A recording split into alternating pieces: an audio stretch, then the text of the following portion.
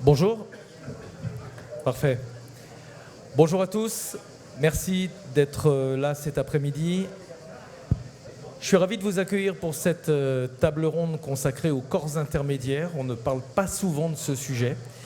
Et on va en parler pendant une heure avec évidemment une question centrale. Est-ce que les corps intermédiaires sont devenus les grands oubliés? Certains l'affirment depuis le premier mandat d'Emmanuel Macron.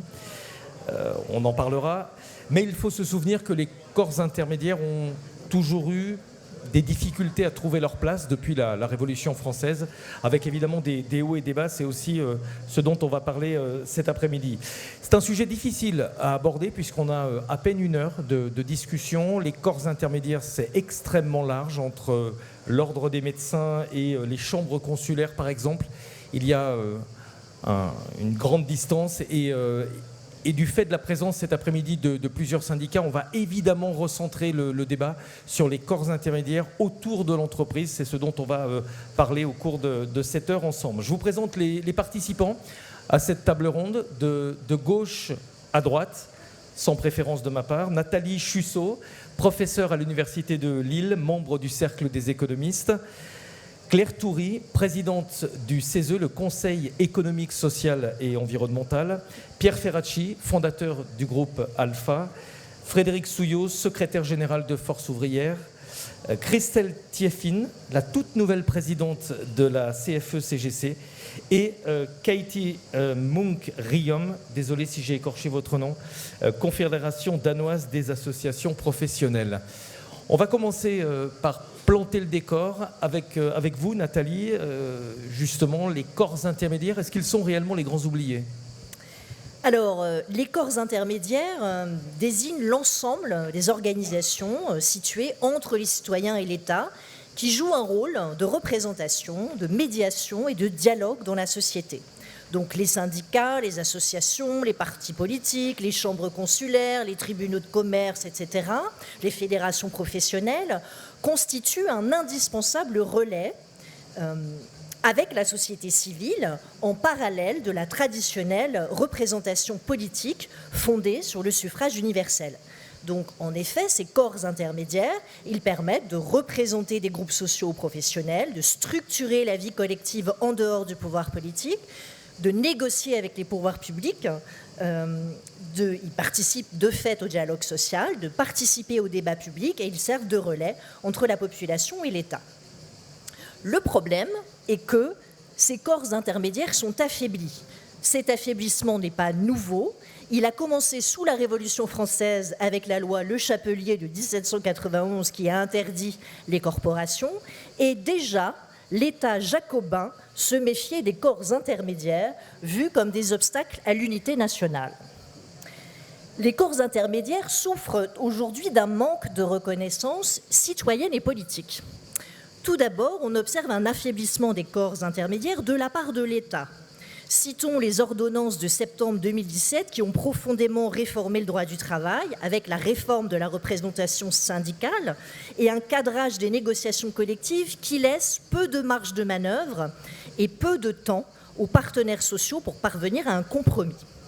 Ensuite, on observe un contournement par le pouvoir exécutif, les responsables politiques souhaitant consulter directement les citoyens et passer par des outils comme le débat public. Rappelez-vous le grand débat national pendant la crise des Gilets jaunes.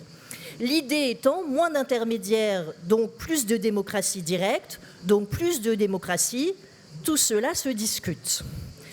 Un contournement aussi par les citoyens eux-mêmes, puisqu'il existe aujourd'hui d'autres façons de défendre une cause, grâce notamment aux réseaux sociaux, typiquement ce que font les jeunes, les pétitions en ligne, les appels au boycott, ou des grèves spontanées dans une entreprise sans être forcément organisées par un syndicat, le blocage de routes, de dépôts, d'usines, de ronds-points pour attirer rapidement l'attention sur un problème, et l'apparition des influenceurs comme intermédiaires politiques.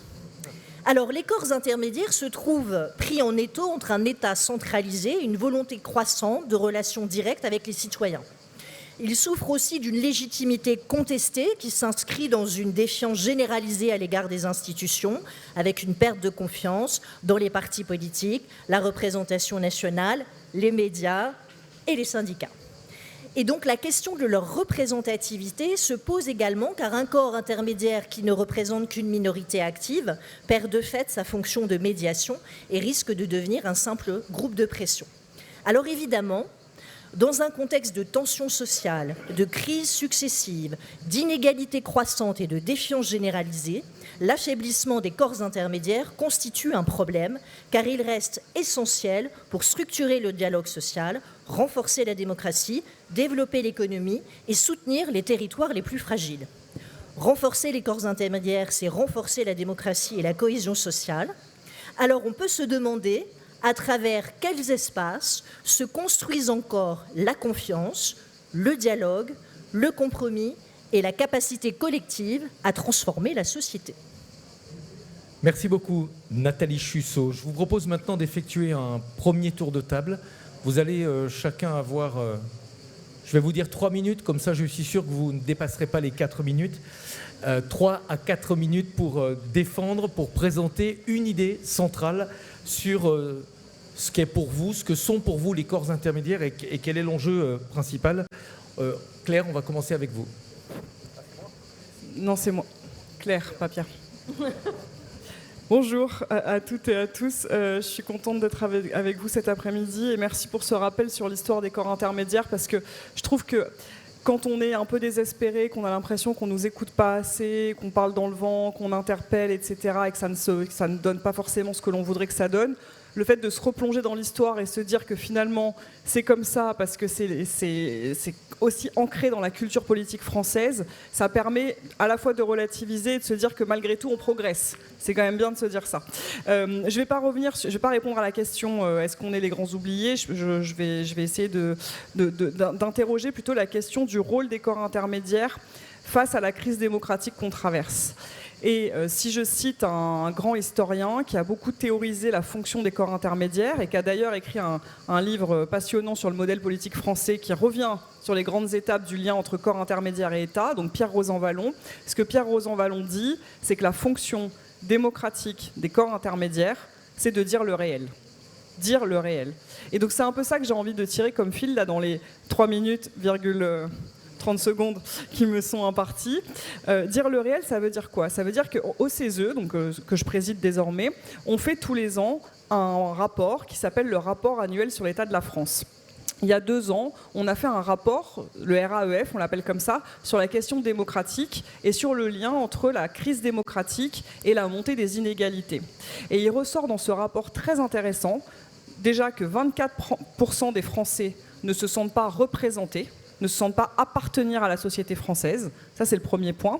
Et quand on leur demande mais pourquoi, qu'est-ce qui fait que ça pourrait aller mieux, la réponse, c'est qu'on nous considère de façon plus fine, qu'on nous considère dans notre vécu, qu'on nous écoute davantage.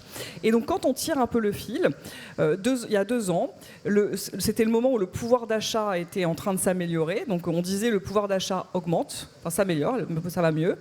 Ce qui était vrai en tendance, en revanche de façon fine, dès lors si on était un ouvrier, si on était un jeune, si on était un habitant des territoires ultramarins, un ouvrier, je l'ai déjà dit, une famille monoparentale, une famille nombreuse, c'était pas vrai. Et donc je vous donne ces exemples-là pour mettre en avant cette espèce de dissonance entre le discours macro, qui est vrai, on ne le conteste pas, mais qui ne dit pas complètement la réalité.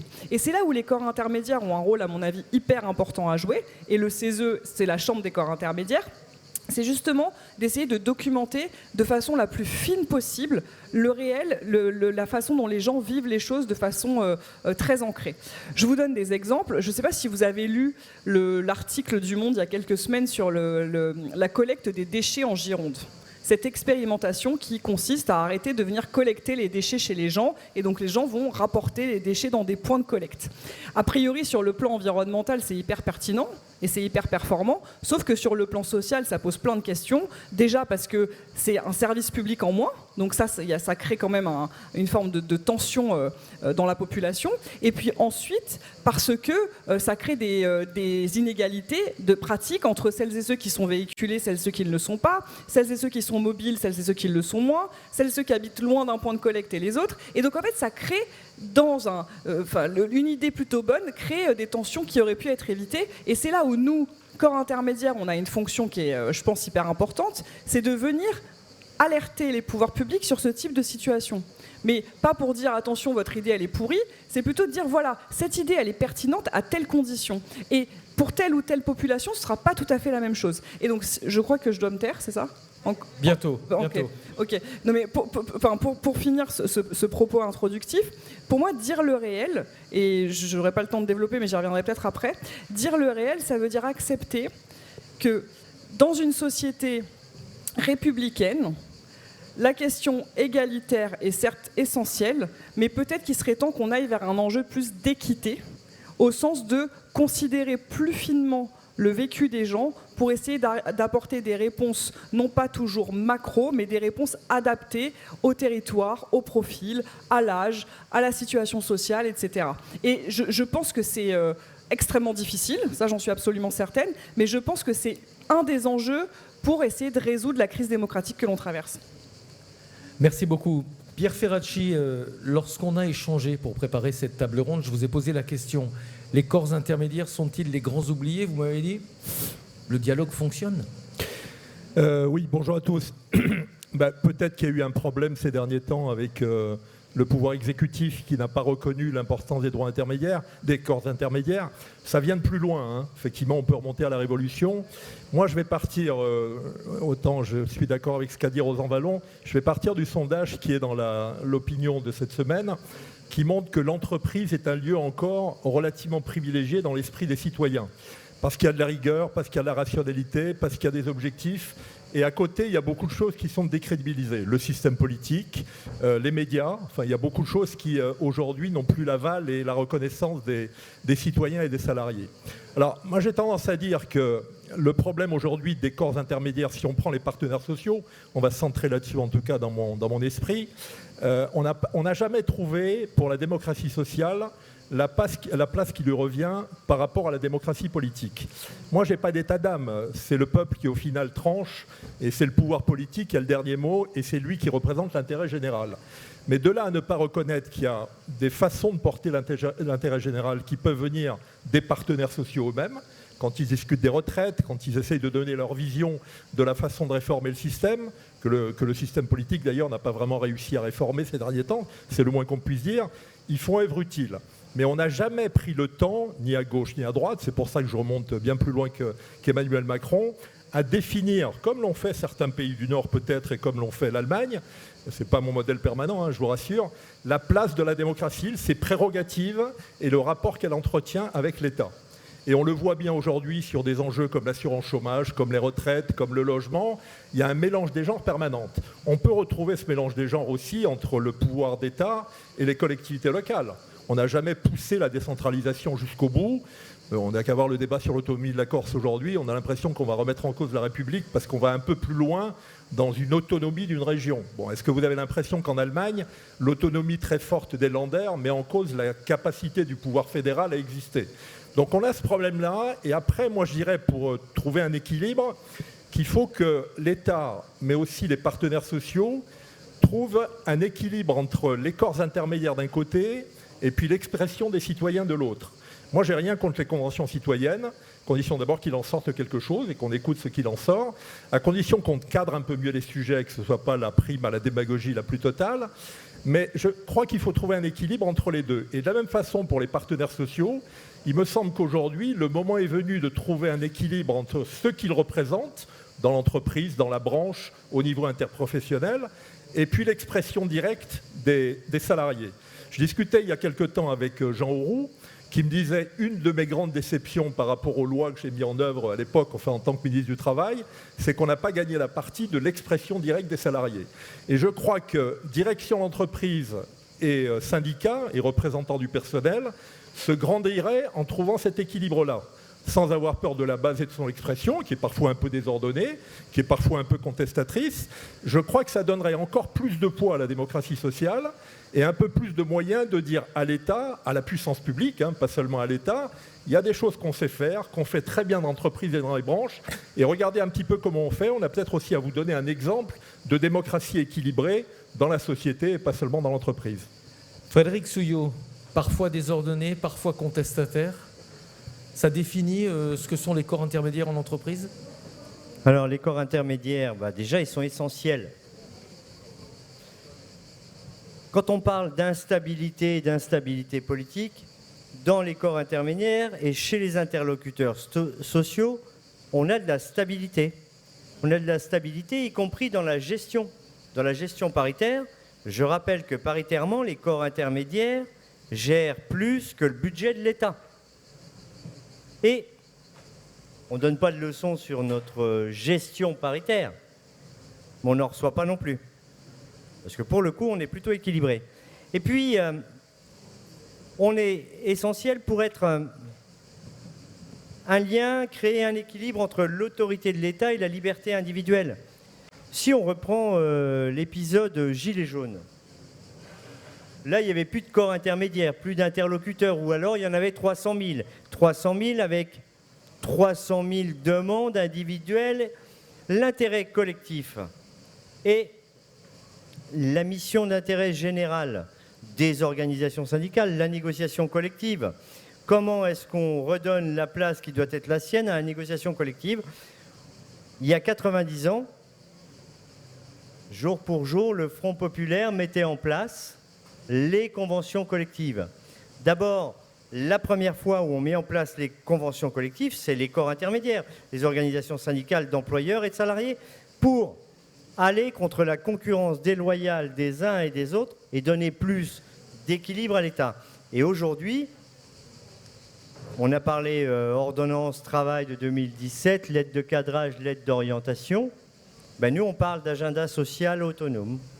Et agenda social autonome, on va en parler, en reparler bientôt, dans 2 semaines, pour dire parlons de modèle productif, projetons-nous à 4 quinquennats, pour être sûr que politiquement les uns et les autres comprennent qu'il faut qu'on arrive à faire de la prospection et de la prospective à 20 ans, notamment sur l'industrie, notre protection sociale collective, et puis l'emploi.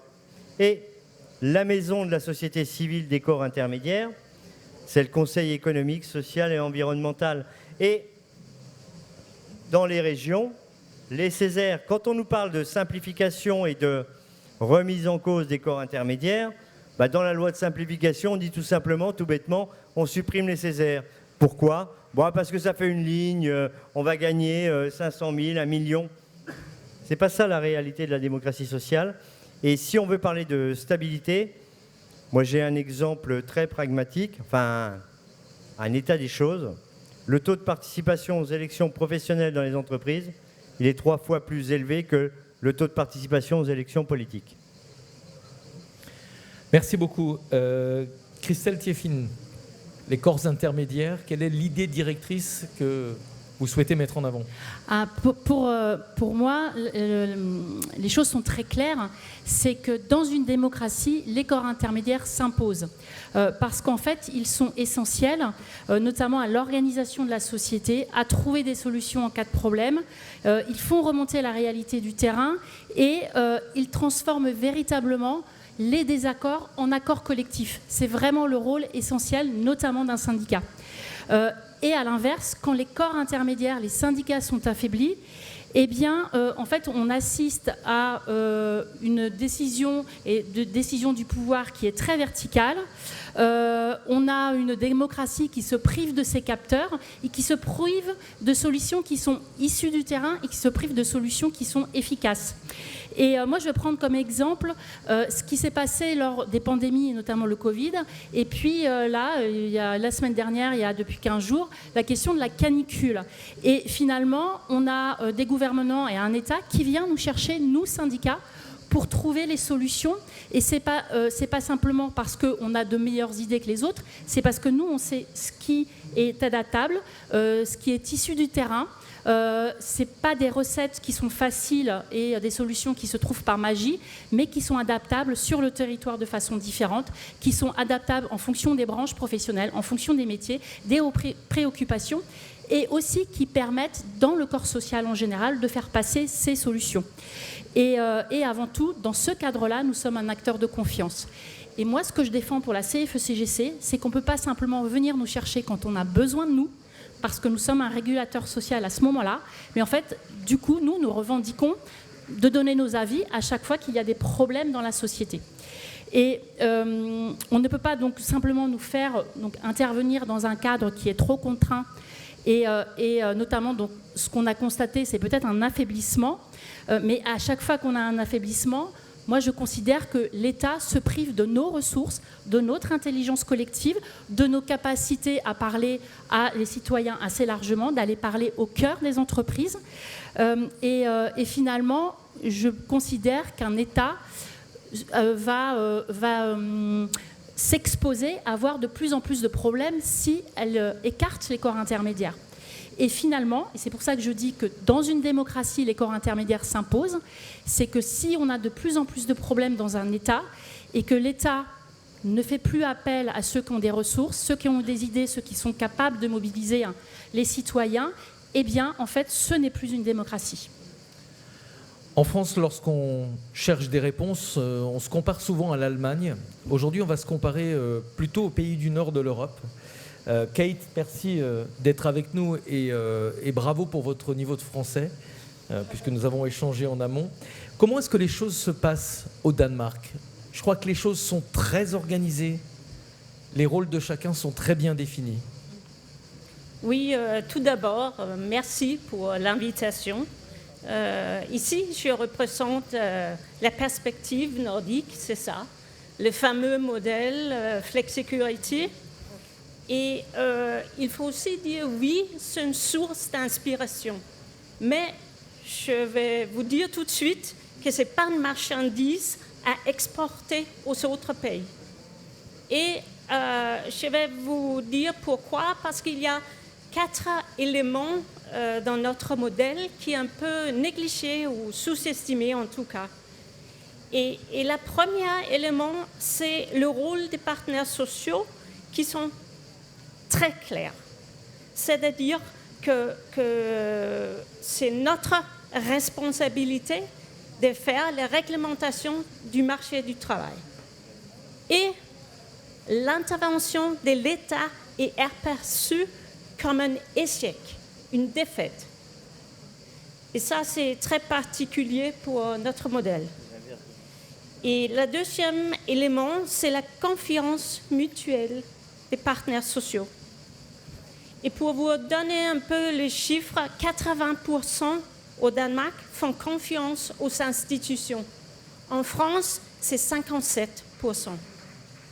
Alors, ça montre un peu la différence. Et la confiance mutuelle est fondamentale pour des négociations réussies et pour des solutions durables. Alors, le troisième élément, c'est l'adaptation des syndicats à la transformation du marché du travail. C'est-à-dire de moderniser notre stratégie, nos services aux nouvelles membres, mais aussi à la nouvelle génération et leurs besoins. Et ça, il faut que nous soyons flexibles et pragmatiques pour garder notre légitimité. Et le quatrième élément qu'il ne faut pas oublier, un petit détail, l'écart entre le revenu des plus riches et des plus pauvres est très faible chez nous.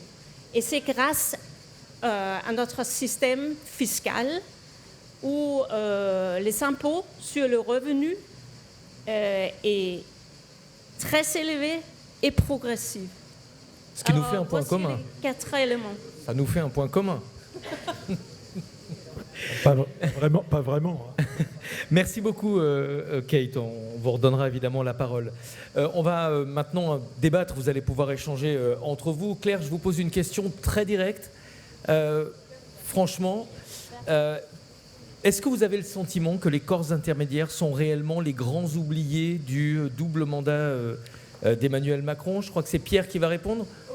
Moi, si on parle du point de vue des salariés, je dis non. Je pense qu'il y a beaucoup de dialogue dans les entreprises, il y a beaucoup de négociations. Alors pourquoi on a ce ressenti? On peut faire beaucoup mieux.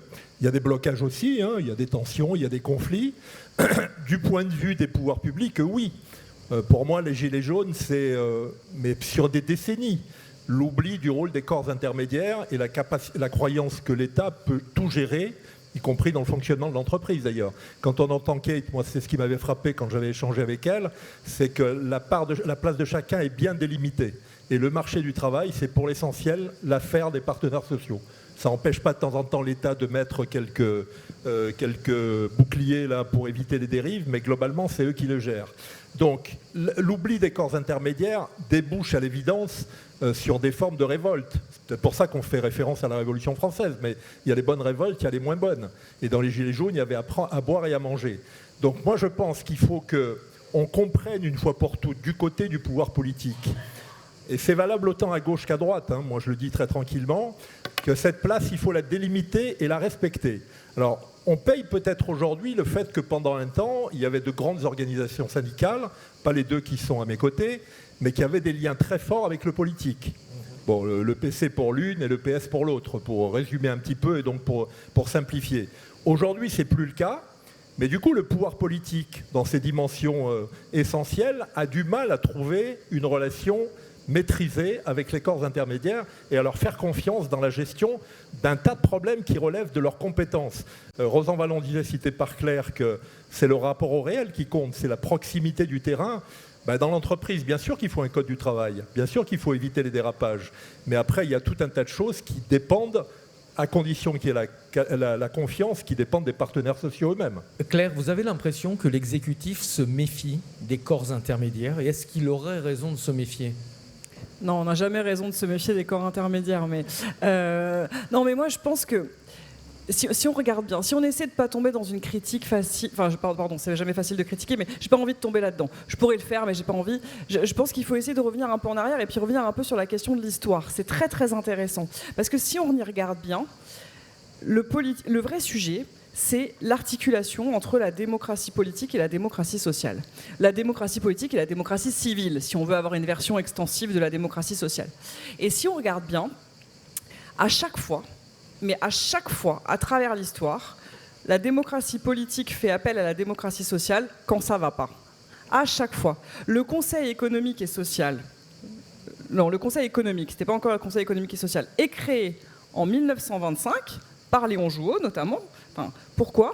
Pour que la démocratie sociale vienne en aide à la démocratie politique, parce qu'on est dans un temps post-guerre et qu'il faut installer la paix et qu'on est face à des difficultés majeures. En 1946, post-Seconde Guerre mondiale, discours de Bayeux, le général de Gaulle, qui, dans son discours, insiste sur l'importance de mettre au-dedans de l'État les forces vives de la nation. Post-Seconde Guerre mondiale, avec le Conseil national de la résistance et le programme qui a été construit avec les corps intermédiaires. J'accélère dans le temps. 2020, crise sanitaire, qu'est-ce qui se passe ? Jamais on n'a aussi bien travaillé avec l'État. On n'a jamais aussi bien travaillé avec l'État, pardon, ma phrase n'était pas très correcte. Parce qu'on était dans une situation d'urgence, et là, la démocratie politique fait appel à la démocratie sociale, au corps intermédiaire. Guerre en Ukraine, pareil. Et si je fais un peu de politique politicienne 5 minutes, après la dissolution, c'est la même chose. Tous les partis nous appellent en catastrophe en nous disant « Est-ce que vous pouvez venir nous aider ? On ne sait pas comment on va faire. Comment la société civile organisée peut prendre ses responsabilités ?» Et dès lors qu'on est dans un schéma qui est plus classique, ça ne marche pas. Et donc moi, je n'ai pas envie de dire que c'est la faute des politiques, ce serait trop facile. Mais force est de constater qu'on a une difficulté structurelle à articuler la démocratie politique et la démocratie sociale. Et je pense qu'il faut qu'on trouve une solution rapidement, parce que les défis auxquels on est confronté sont d'une ampleur telle qu'il faut l'humilité de tous, mais la mobilisation de chacun aussi, et personne, aussi brillant soit-il ou elle, n'arrivera à résoudre les problèmes tout seul. Frédéric pour Force ouvrière, Christelle pour CFE-CGC. Kate nous disait, au Danemark, lorsque l'État intervient, c'est un échec. Vous pensez, en France, lorsque le gouvernement veut encadrer le dialogue social, par exemple dans les négociations sur l'assurance chômage, est-ce qu'il a raison de le faire ou est-ce que c'est une volonté de contrôler, d'encadrer peut-être les corps intermédiaires ? Alors, je ne sais pas si c'est une volonté. Maintenant, la vision qu'ont nos camarades du Nord sur fiabilité, loyauté entre l'État et les interlocuteurs sociaux, nous, on ne l'a pas. Ou alors, on l'a qu'en cas de crise. On est une vraie richesse quand il y a les crises. C'est comme nos services publics de proximité. Tous les présidents depuis Nicolas Sarkozy, nous explique quand il y a la crise, on s'en sort mieux que tous nos voisins européens et même nos voisins du Nord, parce qu'on a les corps intermédiaires, notre protection sociale collective, et puis des services publics de proximité. Une fois les crises passées, de richesse, ça redevient un coût. Et donc, là, dans la discussion, dans l'échange avec nous, alors l'aide de cadrage ou l'aide d'orientation, pendant des années, l'assurance chômage, on n'a pas eu besoin de l'État pour la gérer. La première erreur, une des premières erreurs, et qu'on a peut-être nous laissé passer, il faut qu'on assume aussi nos responsabilités, c'est quand on arrête la cotisation salariale sur l'assurance chômage. À partir du moment où celui qui paye commande et où il n'y a plus de cotisation salariale, eh bien le patronat et l'État disent l'assurance chômage, vous êtes bien gentil, signez des conventions. Quand même, depuis 2017, on nous a proposé 6 réformes de l'assurance chômage. 6. Et des lois en plus. Mais l'État ne se regarde pas dans la glace quand il nous propose l'assurance chômage, quand il nous parle de contracyclicité et autres. Mais oui, à chaque fois qu'il y a une crise, on est une vraie richesse comme il en existe peu. Moi, je deviens grand, balèze et tout ce qu'on veut. Mais une fois la crise passée, je deviens un emmerdeur et un coup.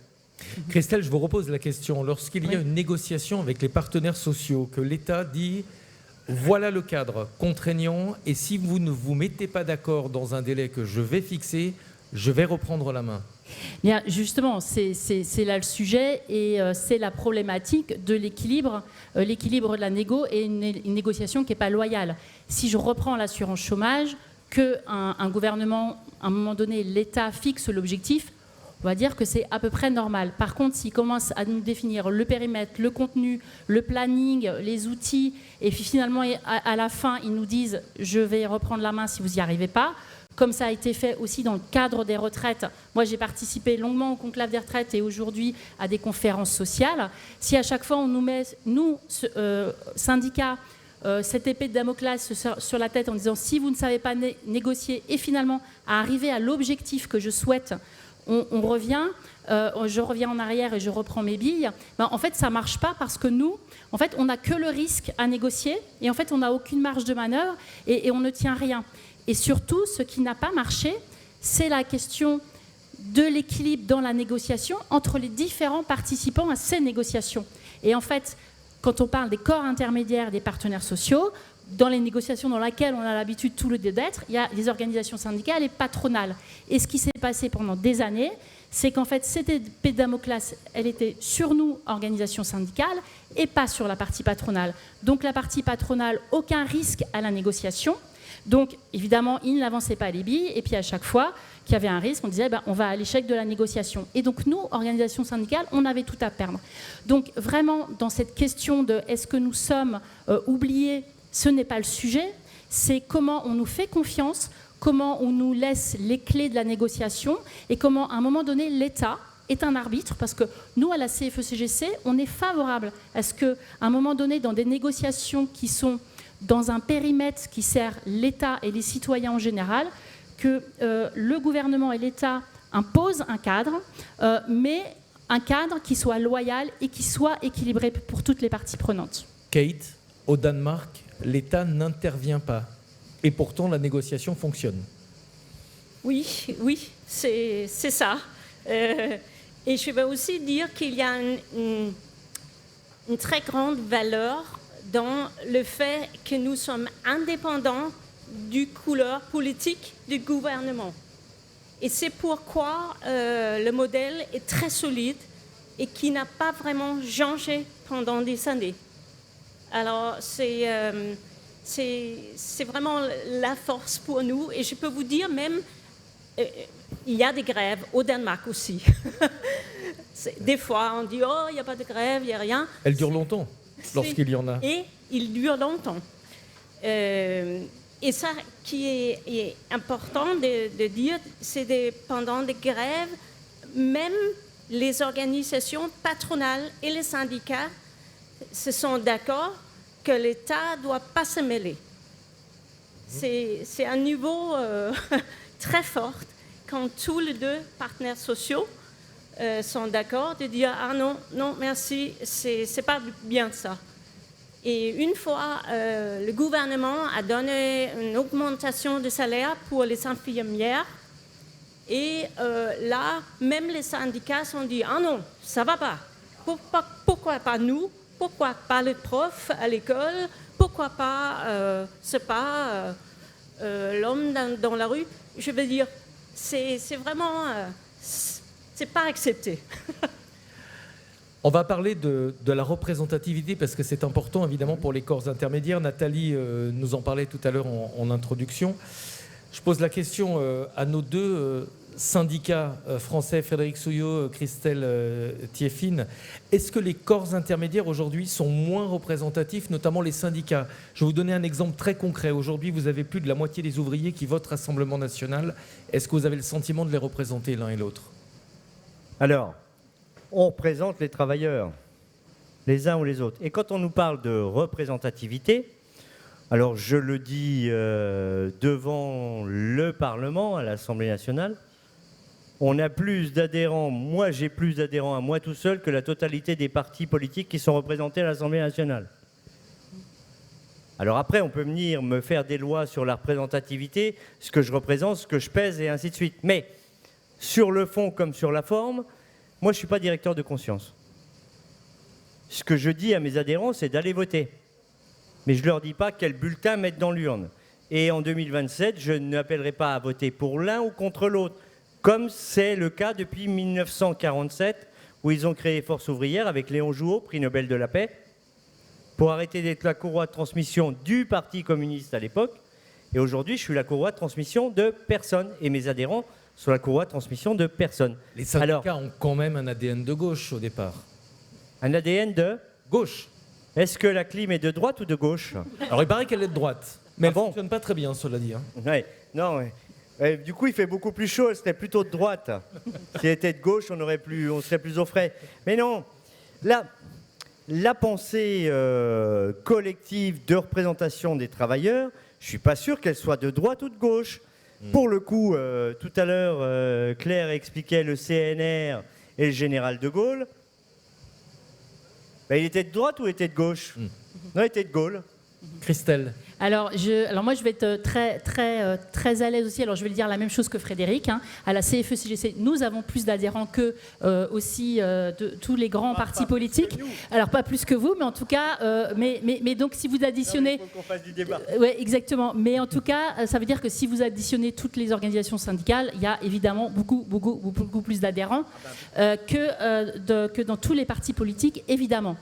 Et ce qui est important, moi, je voudrais souligner, quand on parle de 8%, souvent on parle de 8% ou 10% de Français et de salariés qui sont adhérents à des syndicats. Je vais vous donner les chiffres exacts. 10,3% selon la DARES, c'est le taux de syndicalisation en France. Et moins de 8% des salariés du privé sont syndiqués. Pourquoi c'est faux? Pourquoi c'est faux parce qu'on représente la totalité des salariés français, notamment par la gestion du paritarisme. Mais au-delà de ça, par rapport à ces quantités, moi ce que je peux vous dire, c'est qu'à la CFE-CGC, les 8% d'adhérents, en fait, sont 8% de militants. Donc, c'est pas rien quand dans un pays ou dans les entreprises, finalement, vous avez entre 8 ou 10% du personnel qui sont des gens qui sont militants dans un syndicat. Et donc ça, c'est très important. Pierre, vous avez été ministre, vous êtes... Non, je n'ai pas été ministre, c'est un autre. Non. Vous voulez être ministre, pardon. Non, Pierre, vous êtes fondateur du groupe Alpha. Lorsque vous avez en face de vous des syndicats, est-ce que vous avez le sentiment qu'ils représentent l'ensemble des salariés? Non, mais là où je les suis, c'est qu'ils sont beaucoup plus représentatifs que les partis politiques. Les élections professionnelles, Frédéric l'a dit, la participation est encore très importante. Le taux de syndicalisation, il est très inférieur aux pays du Nord et à l'Allemagne, parce que dans ces pays-là aussi, on a accès à quelques services qui sont liés à la syndicalisation. Ce n'est pas du tout le même schéma.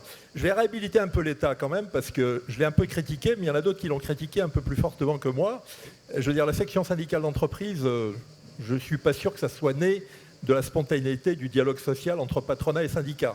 Le CHSCT, quelques années plus tard, ça n'est pas né non plus d'une volonté patronale de traiter sérieusement les questions du travail et des conditions de travail. Donc de temps en temps, l'État est utile, et je n'oublie pas que dans les pays du Nord, c'est aussi le courant social-démocrate qui a créé cette relation entre démocratie sociale et qui la respecte aujourd'hui. Et Kate avait raison de dire que malgré les alternances politiques, tout le monde a respecté ce schéma-là. Et les partenaires sociaux ont un périmètre sur lequel personne ne vient les embêter, sauf quand il y a des crises aiguës, il peut y en avoir aussi, mais ce n'est pas le sens de l'histoire. Donc, en termes de représentativité, il n'y a pas photo avec les partis politiques. Moi, je dirais, puisque Claire a fait appel à l'histoire, le Conseil national de la résistance, c'était 2 confédérations syndicales qui signaient, la CFTC et la CGT.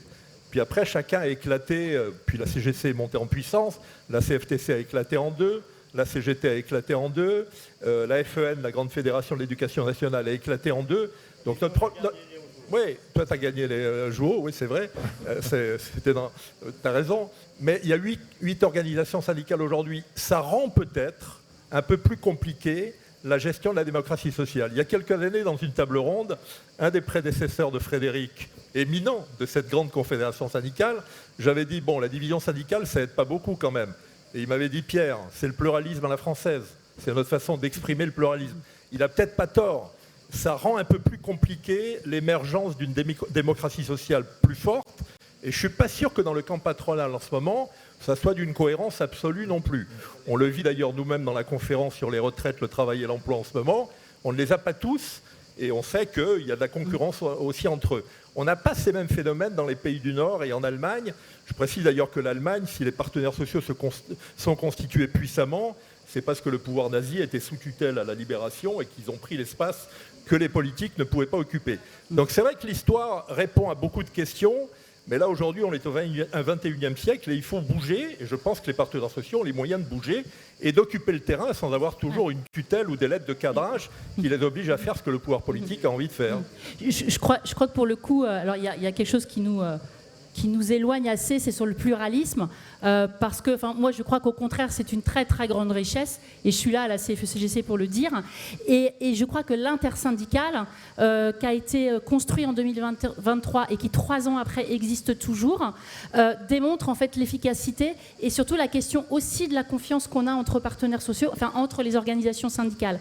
C'est-à-dire qu'aujourd'hui, au-delà des retraites, sur tous les sujets, on est capable de dire ça on va ensemble, ça on n'y va pas parce qu'on n'est pas d'accord, mais en fait il y a une confiance entre nous, ce qui amène de la transparence et surtout qui nous permet de construire en fait un chemin. Fiabilité, loyauté. Et pour le coup, alors tout le monde est d'accord sur le pluralisme politique, mais il ne faudrait pas qu'il existe pour la représentation et la démocratie sociale.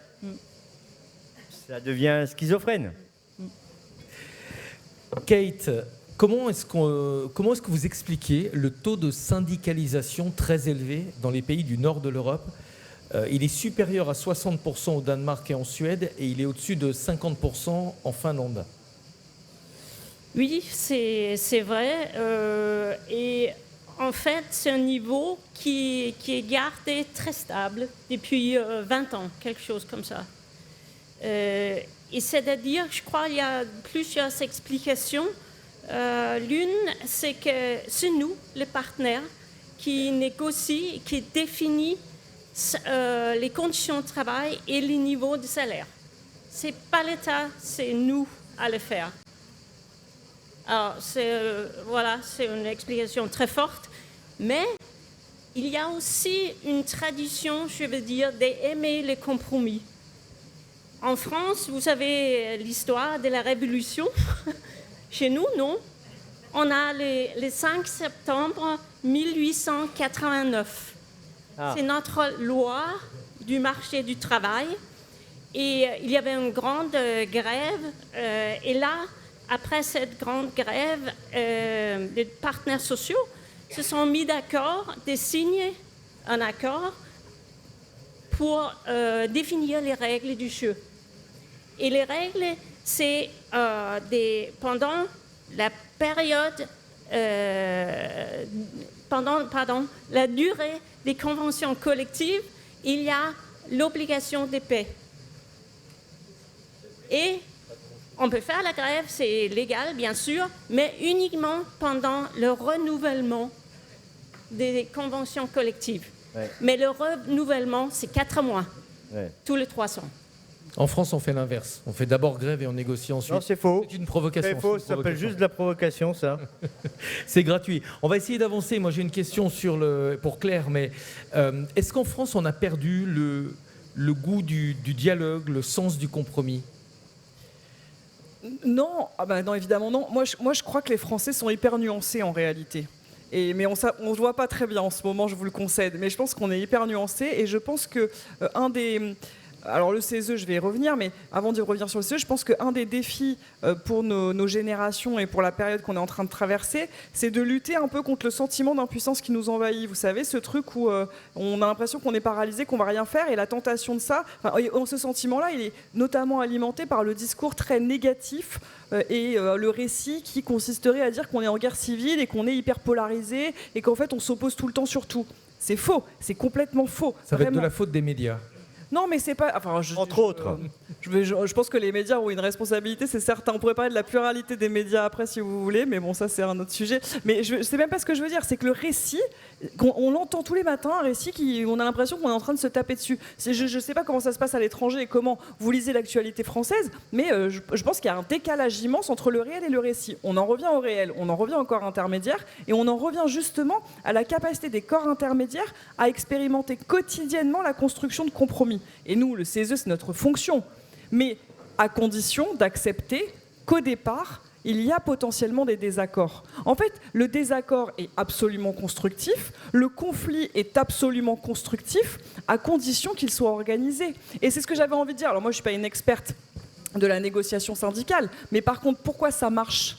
Parce que c'est un conflit qui est organisé. Parce qu'il y a des espaces où on peut se dire ça c'est oui, ça c'est non pour toujours, ça c'est non pour l'instant, mais pour que ça devienne oui, il faut que tu fasses un pas vers moi, et on fait chacun un pas l'un vers l'autre. Et moi je trouve, alors ça, vous allez dire que ça fait un peu naïf dit comme ça, mais je trouve que c'est une immense puissance collective qu'on a de réussir à construire des compromis, et ça impose de se dépasser soi-même en permanence, et c'est ça qui fait que le débat politique, je parle pas partisan, mais le débat politique quotidien est beaucoup plus intéressant. Si on reste chacun dans son coin à penser que l'autre est complètement débile et qu'il a absolument rien compris et qu'on pourra jamais avancer ensemble, moi je trouve pas ça très Christelle.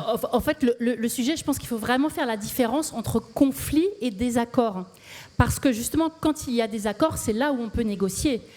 Et donc, il y a la question de la confiance. Et le conflit est différent. Et je voudrais noter que par rapport à ce que vous disiez, notamment au Danemark, c'est qu'il y a peut-être... Je pense que déjà, il y a un récit qui est faux en France. On n'est pas tout le temps en conflit où il y a des grèves.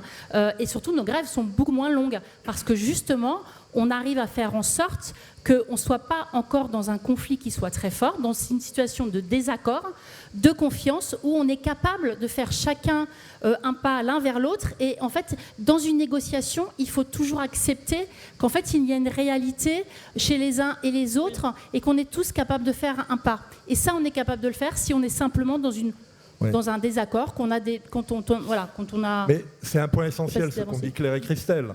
Le compromis nécessite que l'on accepte les différences avec l'autre, que l'on accepte des différences de point de vue. Et c'est vrai qu'il y a un problème dans la société aujourd'hui, c'est qu'on ne regarde plus l'autre avec un minimum de confiance qui consiste à dire « je ne suis pas d'accord avec lui, mais je l'écoute quand même ». Autrement, on est immédiatement dans la compromission, effectivement. Dès qu'on négocie, pour certains, on est dans la compromission. Le compromis, c'est quand même chacun qui fait un pas vers l'autre. Ça veut dire qu'au départ, on n'est pas d'accord. Ça peut être des désaccords puissants, ça peut être des désaccords formels. Mais si on accepte cette notion de différence, de divergence... Moi, j'aimais bien une époque, un homme politique, un économiste avait parlé de conflictualité constructive. Ok, on est en différence, on est même en conflit idéologique, je dirais, d'idées, mais on va se mettre d'accord et on va trouver le point d'équilibre qui fait qu'on avance et que chacun est satisfait de l'avancée, même si ce n'est pas la totalité de ses revendications initiales. Alors vous savez qu'ici, c'est un petit peu comme les négociations de partenaires sociaux, il y a l'État qui nous encadre, en l'occurrence le cercle des économistes. Nathalie, qu'est-ce que vous avez retenu de cet échange? Et ensuite, on vous donnera la parole si vous avez des questions, il nous reste assez peu de temps. Alors, d'abord, je retiens que la fonction démocratique des corps intermédiaires est de bien dire le réel. Et que dans une société républicaine, la question de l'équité est essentielle et qu'on doit pouvoir apporter des réponses adaptées au territoire, au profil, à l'âge, à la situation de la population. La démocratie sociale n'est pas suffisamment reconnue alors que les partenaires sociaux portent l'intérêt général. Et il s'agit de trouver un équilibre entre ce que les partenaires sociaux représentent et l'expression directe des salariés. Et donc, il faut donner plus de poids à la démocratie sociale et faire dire à la puissance publique qu'il y a bien des exemples de démocratie qui fonctionnent. Alors, effectivement, les syndicats ont une mission d'intérêt général. Donc, encore une fois, il faut redonner sa place à la négociation collective. L'objectif des syndicats, en tout cas ce qu'ils font, c'est de trouver des solutions, de transformer les fameux désaccords en accords collectifs.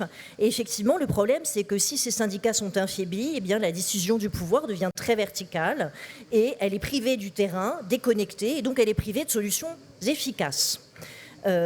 Évidemment, c'est vrai qu'on a l'impression qu'on s'adresse aux corps intermédiaires et en particulier aux syndicats chaque fois qu'il y a un problème de crise majeure, alors qu'il faut les intégrer, les considérer, d'ailleurs comme l'ensemble des corps intermédiaires, comme des acteurs de confiance, comme des régulateurs sociaux qui méritent de pouvoir donner leur avis aussi à chaque problème sur la société.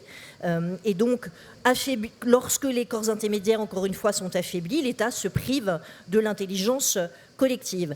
Le modèle danois est extrêmement intéressant, pas totalement exportable, mais avec quelque chose qui fonctionne, qui est de dire que l'État ne se mêle pas des négociations. Donc il laisse les partenaires sociaux agir et il laisse le temps au compromis. Et je note qu'effectivement, le compromis, c'est accepter de mettre autour d'une table des gens qui ont des points de vue différents pour essayer, évidemment, de discuter et d'arriver à une situation. Finalement, la négociation collective, elle existe, le dialogue social fonctionne, et que même si ces corps intermédiaires sont affaiblis et qu'on préférait leur donner un peu plus d'espace, cette démocratie sociale ne fonctionne pas si mal. Merci beaucoup, Nathalie. Il nous reste très peu de temps. On va prendre une ou deux questions. Monsieur, essayez d'être bref, s'il vous plaît. Je serai très bref. Je suis avocat honoraire et je vous ai écouté très attentivement. Je pense qu'il y a un absent de marque. Alors, je ne sais pas si c'est volontaire ou pas. Je suppose que c'est volontaire. C'est la CGT. J'aurais bien voulu que la CGT s'exprime avec vous. Elle n'est pas là. D'où quand même ma suspicion. Que pensez-vous? Alors, tout à l'heure, on a parlé qu'il fallait que les syndicats soient indépendants par rapport à l'État, etc. Est-ce que vous pensez qu'il est normal que certains syndicats, dont la CGT, sortent de leurs compétences pour faire de la politique, pour préconiser certaines candidatures, etc. Et j'aimerais votre avis là-dessus. Parce qu'il y a FO, vous êtes indépendant, vous claimez votre indépendance peut-être. Rappelons-nous des années de fer à l'époque. Sans FO, de fer n'aurait pas eu la carrière qu'il a eue. Alors j'aurais voulu quand même vos observations là-dessus. Christelle? Alors, moi, je vais répondre pour la CFE-CGC, évidemment pas pour un autre syndicat. Ce que je peux dire, c'est que nous, au niveau de la CFE-CGC, dans nos statuts, nous avons la question de l'indépendance politique. Et je vais vous expliquer pourquoi. Parce que pour nous, ce qui est au cœur de notre ADN, c'est l'autonomie et la liberté par rapport à tout gouvernement. En fait, c'est ça le sujet. Et évidemment, si c'est au cœur de notre ADN, c'est parce qu'on considère que c'est au cœur de la démocratie. Et pour être libre dans toutes les négociations, voilà, on veut avoir cette autonomie, ce qui ne veut pas dire qu'on travaille avec les pouvoirs politiques qui sont en place. Oui, alors je prolongerai tout à fait votre intervention, madame. Je crois qu'on peut imaginer dans un an, peut-être, que la France s'éloignera de la démocratie. Vous avez parlé, madame, de la démocratie sociale. Et quand la démocratie politique est en danger, on demande peut-être à la démocratie sociale de se mobiliser.